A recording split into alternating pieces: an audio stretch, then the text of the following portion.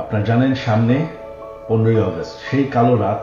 এই 15ই আগস্ট আমার আহ্বান আপনাদের প্রতি, শান্তিপূর্ণভাবে 32 নম্বরে গিয়ে ফুল দিয়ে আসবেন, যেই রাত্রে বঙ্গবন্ধু এবং আমার পরিবারকে হত্যা করা হয়। আপনারা নিজের চোখে দেখতে পেরেছেন, এতদিন ওনার মিউজিয়াম ছিল, সেই বাসাকে তারা পুড়িয়ে ফেলেছে।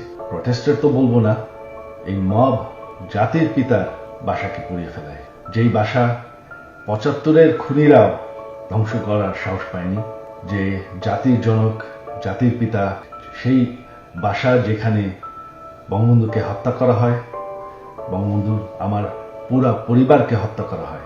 বঙ্গবন্ধু হচ্ছেন জাতির পিতা। বঙ্গবন্ধু না থাকলে আজকে আমরা বাংলাদেশ হতাম না, আজকে আমরা পাকিস্তান হয়ে থাকতাম। যে আপনারা যদি স্বাধীনতার চেতনায় বিশ্বাস করেন, আপনারা যদি বাংলাদেশকে ভালোবাসেন, যে বঙ্গবন্ধু আপনাদেরকে স্বাধীনতা দিয়েছে, আমাদেরকে স্বাধীনতা দিয়েছে, দোয়া করবেন বঙ্গবন্ধুর জন্য, স্বাধীনতার চেতনার জন্য এবং আমার পরিবারের জন্য।